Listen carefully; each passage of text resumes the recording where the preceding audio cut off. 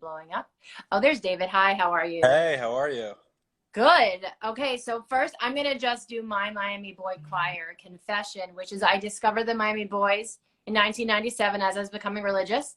I was bopping around to maybe like, I don't know, one of the Shabbos or davening songs, and got to 85 miles an hour 2 months after I got my license. So when the cop pulled me over, I was not, on any substances, or it was literally, I was just like bopping along to Miami Boys and got my first ticket and learned my lesson after that. But that I'm a big fan from when I was first becoming observant, and definitely classic music. So I guess first, like, let our listeners know, for people who don't know, what are the Miami Boys Choir other than this group of kind of snazzy dress singers that are trending on TikTok. When did you join? Why did you join? What are the Miami Boys Choir? So the Miami Boys Choir is I would say traveling because we do travel, but primarily based in New York, choir group, exclusively for Orthodox Jewish boys. They perform, probably a bunch of shows a year in the New York metropolitan area, a bunch of shows outside the U.S. every now and then. I joined, wow, I probably was 10 or 11. I don't remember the specifics. Obviously now with everything going on, everyone's asking, when did you join? When did you join? So I keep trying to, I think it was 10 or 11. I think I was there till I was like 14 or 15. And what was the impetus? Like, when were you fans? Were your parents fans? When did you decide to go from being like a So, nice boy singing at the Shabbos table versus I'm going to get on stage now and wear, fancy shirt and perform? so growing up, I was always, musically inclined. I always loved singing. I loved music. I loved listening to music. I loved playing music. And then probably when I was 5 or 6 years old, I remember my dad actually knew Yerachmiel Begun, when he was single. And we went to a Miami Boys Choir concert. I can't tell you where it was. I think it was around Hanukkah time. I was probably 5 or 6 years old. And after the concert, my dad took me backstage. He probably saw that I was all excited about, going to a concert and seeing people perform, which I think, again, like, I think it's typical when you go to a concert and you see your favorite artist perform, or not necessarily your favorite, but any artist, you're always like, they have such a cool life. They get up there on stage and really just do what they love doing. Um, and my dad took me backstage, and I met Yerachmiel, I think, and I was probably 5 or 6 at the time, and I said to my dad that night, I said, I'm going to do this one day. Very cool. All right, I love it. I love the, sort of being inspired as a kid and following the dreams. Okay, so, and you said we do this. So are you still involved with Miami Boys Choir? I just want to clarify that piece. So I am not. I am no longer involved. Obviously, now with what's going on online, I've been thrown back into the mix. But no, I've been out of it probably I'm 27 now. So what is that? 13 years? Got it. Okay, so what started this viral trend of Miami Boys Choir on TikTok? I saw that Miami Boys Choir joined a number of weeks ago. Kind of, where do you fit into the story? Because if you go to TikTok right now, basically how this began for me, yesterday one of our freelance writers said, I don't have a piece for you, but I want you to know that Miami Boys Choir is trending on TikTok. So do with that as you may. So that was sort of a strange thing. I started seeing more and more. So I see they have a presence. I see that your video is the #1 video on the Miami Boys Choir sort of video trend right now. If you search it up, as my kids say. So, like, what were they trending before you made this video? Like, sort of take us through. And also tell me, what do you do now that you are no longer, a singing, dancing boy? What do you do professionally? And how did you get involved in this trend? All right, great. So let's flash back to a few 2 months ago, 3 months ago. So I just got married 3 months Also, ago, and it was probably a month or two ago. Thank you. And I was on. I'm not really a TikTok person. I randomly got the app. I think everyone was talking about TikTok at that time. And I saw that next thing you know, my page is Miami Boys Choir, and they were literally just starting out. Like, the fact that it was targeted towards me is just, was really impressive. hmm. Um, Whoa. And I saw that they started, posting, chronological, video going back in the day to modern, but modern was really, 10 or so years ago. And I kept saying to myself, I knew that there was a DVD that was made when I was in the choir. I thought honestly I would never see that DVD again. When I met my wife, obviously she had a lot of questions to ask. So I showed her the DVD. And then, as they're getting closer and closer, I knew exactly when, the time period that they were capturing online. And next thing you know, they're posting videos that I'm in. And I don't think the one that's trending now was actually posted. I don't think it was the first one that was posted from that time. Okay. But then that video dropped, and it was pretty quiet for like a week or so. And I was like, okay, this is interesting. Like, and then slowly and slowly, it started to really build up in the last 2 weeks.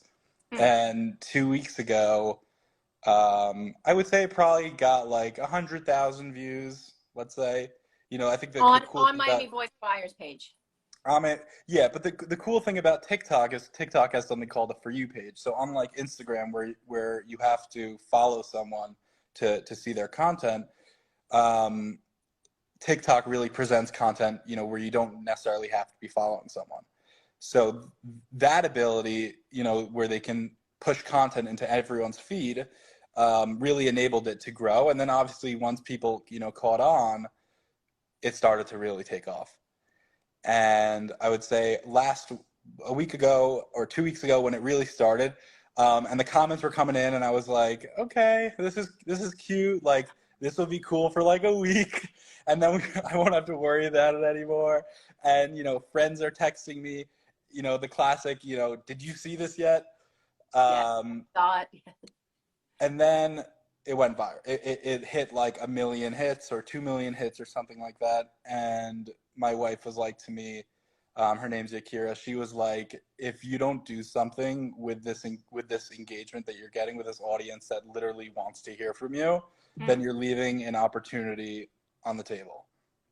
I just want to give it up for the Orthodox Jewish women, and then of course the husbands for listening to their wise wives. So, okay, go Yakira.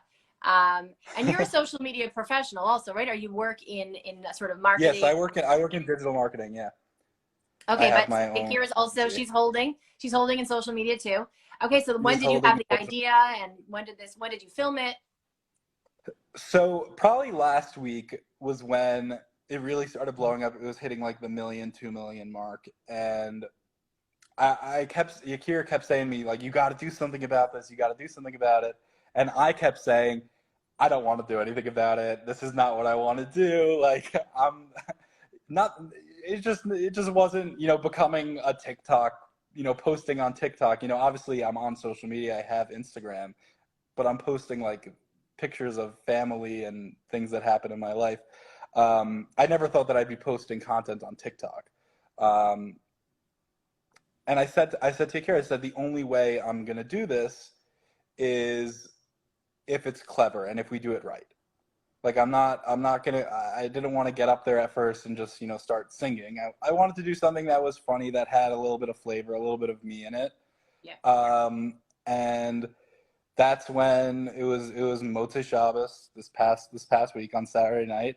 And, Yakira had some friends over, one of them who's really good at, social media, and she had some insights on how to what to hashtag and what to do and whatever. Because obviously, Miami Boys Choir's page is taking off. Just because I comment, I could be like anyone else who's duetting the video. Yeah. So she came up with a few hashtags with me, and we thought the first thing would be funny if like I corrected the way that they spelled my name. Yeah. And so we posted that, and then I said, you know what, just in case, like, let's, obviously early in the week, I said, it would be funny if I had the shirt and the tie. So we got all that. Where'd you get that? Where'd you get the shirt and the tie? That's a deep, dark secret. I don't know if I can get that out. As far as the internet's concerned, I've had it since, 10 years ago. And I said, you know what, let's just make one more piece of content just in case it comes, you know, it does this first piece does well, that at least I'll have something to follow up with. I think that's like the trend with social, is that like you're always scared that like if something, you know, always coming up with what's the next idea, what's something else that I can post that's gonna get engagement. So posted the first video, and we're sitting on the couch, and it's like 100, 200, 400, 1,000, 5,000. I'm like, this is crazy. And then the comments are blowing up, and I was like, you know what? Let's drop the second video. And we post the second video, and next thing you know, Sunday morning I wake up, and we're at 100,000 or 200,000. I think we're at like 97,000. I was like, Yakira, I think we're gonna hit 100,000 today. And So then just to clarify, the second video is you in bed. Which one is you in bed? The second video is me in bed waking up. Again, I wanted to do something that was clever and fun, and something that I think people would share. So if you haven't seen that one yet, watch till the end, because I started watching it a little bit actually, like during back to school night. I was like, I'm being a bad mother. I have to go and pay attention. And then when I like watched the full thing, I loved the surprise in the middle. I was so unexpected. I'll also just say, for coolness sake, most of the stuff that I do, like my teenage son is like, this is so boring, who cares? But when I told him that my boys choir is trending on TikTok, and someone used the word, this is such a bop, which he just taught me last night, and I'm talking to David Herskowitz, like he thought this was a very cool thing. So this is reaching, you know, I think a large swath. So the comments seem to be really positive, and the truth is that surprised me, because when, you know, the Maccabees, the YU Max, I always confuse this one, YU Max, when they were getting a nice buzz around that winning streak, they were getting picked up on some large platforms, and some of the comments were really nasty around yarmulke and those Jews. And the truth is that when I heard that Miami Boys were trending on TikTok, I was scared, because just the comments these days are really just getting worse and worse. And the fascinating thing is that these are actually really positive comments, like, love those cute Jewish boys, these small Jewish boys are the only things keeping me going. Did that surprise you? Am I correct? Yeah, so you're totally on the right track. I mean, when this thing started taking off and people were sending it to me, obviously in my family chat we're talking about it, like, I'm saying, I think I'm gonna do something about it. I think, how can I let, you know, I'm just, you know, emulating you here. I'm just like, how can I let this opportunity pass me? And the one thing that we kept saying was, like, you know, with the internet today, you're gonna get yes, you'll get good, but you'll also get a lot of negative. And I've honestly been shocked at how there's definitely a little bit of negative. There's a drop. I've definitely gotten some Instagram messages that weren't exactly nice, for being a Jew. But really, the vast majority, I would say 98%, 99, maybe even 99% of the feedback that I've been getting has been overwhelmingly positive. So should I tell you what my, as I was like thinking of like sort of the wisdom behind why is this working? You know what I think this is connected to a little bit? Have you heard the corn song? It's cone. It's like the most delicious thing. I think that this is the Orthodox Jewish version of sort of it's cone, because it's like cute kid, sweet kid, a little bit nerdy, but kind of like it's catchy. And now I have this bop in my head. Look at me using young kid language so naturally. What do you think about that theory? Do you think this is kind of like it's cone, but like the Jewish version? I think what the video that's trending right now has going for it is the song is extremely catchy. I mean, I remember when I joined and we were learning that song, when I had joined, the song had already come out. So like a lot of people don't know this, but the version that's on Spotify, like the soloists that are in the video, it's not the same as the people on the Spotify track. Mm-hmm. I had just joined when that song came out, and I remember listening to it. I think there was like a YouTube video of it that went around way back when, and I was like, this song's amazing. This song's great.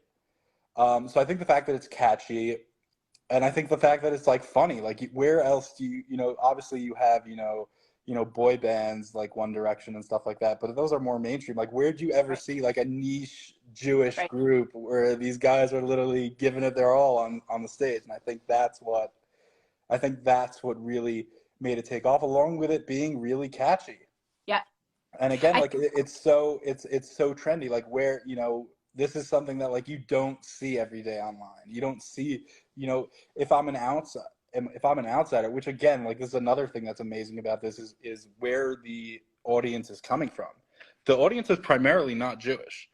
Right. You know, if I had to, you know, obviously my close friends saw it immediately just because I was sharing it, and I think because my friends are my friends and my phone numbers and their contacts that they see what I post. But majority of like the greater, you know, community that I belong to wasn't really aware of it Mm-hmm. Mm-hmm. until this week. Hmm. So it Oh, just yeah. shows So you now the like how Jews. crazy First, it it is. was by the non-Jews, and this week it got to the Jews. We found out what's happening. So Yeah. I have a couple questions, like in terms of like where this could go if it like really gets to the next level. What about a dance? I feel like for anyone listening now, who's gonna make the Yerushalayim? Also, let's just translate for anyone here who's not Jewish or doesn't know Hebrew. This song is about Jerusalem, mountains surrounding Jerusalem, and just as the mountains surround Jerusalem, so too God surrounds his people. It's actually a very like spiritual and beautiful song of protection, and you know, being surrounded. And it's fascinating that it's blowing up in this way. But do you think that's possible? It's also Jewish and pro-Israel, let's say. Yeah, totally. So again, that's like two avenues that again, like if I were to tell you a year ago that hey, something would be trending online that's pro-Israel and pro-Jewish, you'd be like, you're crazy. It's not getting hate. Yeah. And the other thing that I think is interesting about it blowing up is that it's a Hebrew song. Yeah. Like it's like most of the audience that's listening to it Has no doesn't idea. understand what's going on there. They don't know, you know, one of the things that's popular when a song takes off on TikTok is people will duet it and sing their own version or sing along with it. And they don't really have that ability right now. Yeah. So like obviously comments are flooding in of like, you know, can someone explain the words to me? Can someone, you know, write out what language this is? So I'm seeing a lot of that. But I just think it's so interesting, you know, that this is taken off today. It's really, so I think, you know, as we are an organization, a nonprofit that tracks media depictions of Orthodox Jews particularly, and we're, you know, working in Hollywood now, I think so much of what we see with depictions of religious Jews in general on the screen is like they're so insufferable. Usually they're annoying, you don't want to be around them, they're weird, they're extreme, and the only time they're likable is if they're brave enough to leave this awful place. And I think what's so nice about this, even if it's like a little nerdy, just kind of like all boy bands that would be dated would be a little nerdy. Because if you go back to 2006 and watch like, you know, NSYNC or Backstreet Boys, it would also look dated in the moves and the, you know, the song and the dress. I But thought the shirts are still in style today. right, okay, totally, very much so. I feel like there's just this joy that you see you and your, you know, co-singers have. And I think that's what we see so little of. We see so little joy. I mean, if you looked at like the recent New York Times article where they took pictures of, you know, Hasidic kids walking around with like grimaces on their face, you think like, let's free all those poor Jewish kids from this awful way of life. And here you have these children that are happy and singing and like being stars, even if it's in their own little like Jewish box and bubble. They're getting a chance to do something really neat like that. So it's totally unexpected, but a happy surprise, a happy unexpected event. I'm waiting for the Yerushalayim Harim Saviv La dance to start trending. I would love it if it was a viral sound that starts getting added to videos.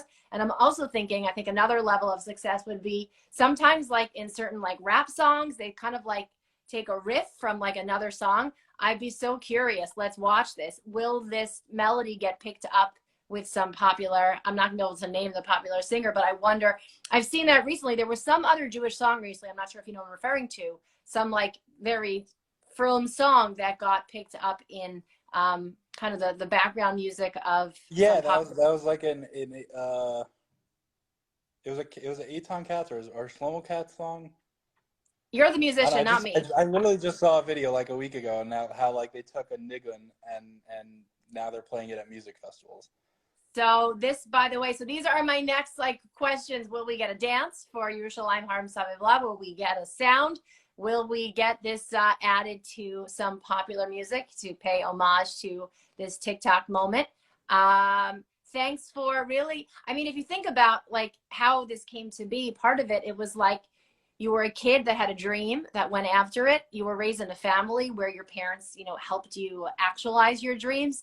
I think that's part of, if you look back at sort of the deeper layer of the story, it's not just this moment that happened, you know, in 2022. It's the story behind it of, you know, seeing something you wanted to be, going after it, having that love and support from your family to help you to become that. And that's kind of, that's the deeper thing beyond just, you know, these TikTok trends that come and go. So just want to thank you for, you know, being that person that, you know, went after your dream and really creating this surprising Kiddush Hashem moment that I think none of us were expecting. And to be honest, I was expecting this to be a lot of negativity. I was actually scared when I heard that Miami Boys Choir was trending on TikTok, but when I started to dig into the comments, I was pleasantly surprised. Yeah, and I've even seen, you know, comments of Jews that are no longer affiliated, or people who grew up, you know, they're Jewish but they don't practice Judaism, and being inspired by these videos. I mean, it's just so meaningful to see something like that, you know. And what's next with the videos? I don't know. I'm sort of just following, you know, what I see can, you know, perform and what I think people want to see, and we'll see where it goes from there. All right, so we have your handle here. How do our viewers find you on TikTok? So if you go on TikTok, you just go to the For You page. I'll probably be in. I'm kidding. If you go on TikTok and you can put in David Herskowitz, and that's where you'll see my content. Awesome. While we're here, I'm going to plug a video that we just put out, Orthodox Jewish Artists Partners in Creation. It is also musical, but it is not a bop in the same way. It's sort of more of a serious video, but we've been working on it for years, and it's a really beautiful and uplifting video. It does not have that same sort of viral trendiness that sort of the world we're in does right now, but 3 minutes and 20 seconds, and it's a really beautiful message to go into the new year with. So that was my little plug while I'm on my channel. David, thank you so much for joining us tonight. I think everyone really enjoyed, and we'll keep watching for more fun, unexpected, you know, content from you, and hopefully more good news for the Jewish people in the new year. Thank you so much. Have a Shana Tova. You too, and Shana Tova to everyone watching.